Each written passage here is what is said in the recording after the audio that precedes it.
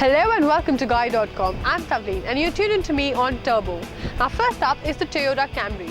The Camry is back with a bang. But is the bang loud enough to shake the segment leader Škoda Superb? We'll have to find out. If you have monthly income of about 4 lakhs and are 40 years of age and are not bothered about excessive dieselization, have excessive moolah to get yourself the petrol, then chances are this car is going to appeal a lot to your emotion. Toyota has just launched the new Camry, which is the 7th generation Camry, and it has been launched just in one variant, which is 2.5 litre petrol motor mated to a 6-speed automatic transmission. Now there is no diesel engine making into the Camry in near future or in future at all, because Camry does not sell with a diesel engine across the globe. The exteriors of the car have been considerably jazzed up. Apart from shiny new chrome grille and new fog lamps, it has forward-leaning edges up front that denote movement. The underbody design has been refined for an aerodynamic airflow. When it comes to the interiors, it gets 8-way adjustable power seats with lumbar support for the driver and the co-driver. Now, when it comes to the steering mounted controls, the old silverish steering mounted controls that were there on the earlier Camry are out, and there is a new set of controls there which looks so much like a cockpit. But honestly, I don't like it because it doesn't really blend well into the steering. There is a 6 inches touchscreen for DVD, aux and Bluetooth and all the rest of it. I like the way the wooden inserts are up here. Overall, interiors have definitely improved. Priced at about 23 lakhs, the prices haven't changed much, and so hasn't the Valour. Does it have the capability to actually dethrone the segment king Škoda Superb? I have my reservations.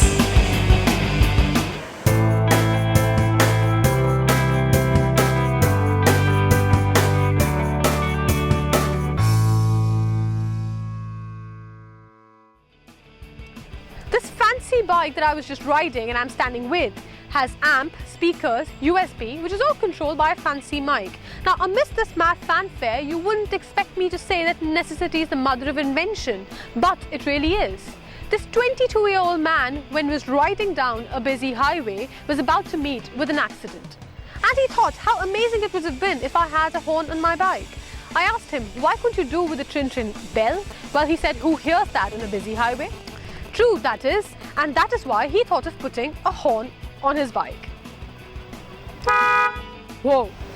Well, now we have the man here himself who has invented all this and with whom lies this remote control. Hello, Sita. Hello. तो आप बताइए ये सब क्या है? इसके अंदर speaker है, USB है, एम्प है, प्लस हेडफोन भी है, ऑटोमेटिक चार्जर भी है। ओके। और स्पीडोमीटर क्यों लगाया लेकिन आपने? मैम, इसके मीटर में इसलिए लगाया कि मैं अपने घर से कंपनी आता हूँ, मुझे मालूम होता है कि मेरी कंपनी कितने किलोमीटर है, और दूसरी बात मेरी साइकिल कितनी भाग रही है। हाँ, स्पीड पे कितने भाग रही है। Well, the speedometer on his bike actually just goes from 0 to 50 kmph. Now, you would think at that speed, why would you even need to know at what speed you're riding? Well, incidentally, when the speedometer was first invented in the 19th century, the cars could only be driven till about 50 kilometers an hour. But accidents occurred, and that is why the engineers realized it was important to have a device which could tell you at which speed you were driving, and that is why came up the speedometers, and that probably exactly went inside his mind as well. Well, if you've been thinking where the electricity to run all this comes from, then it comes from the small dynamo here, which actually charges the batteries which are in this casing. Well, and guess what? This bike is even brand new. Goodbye!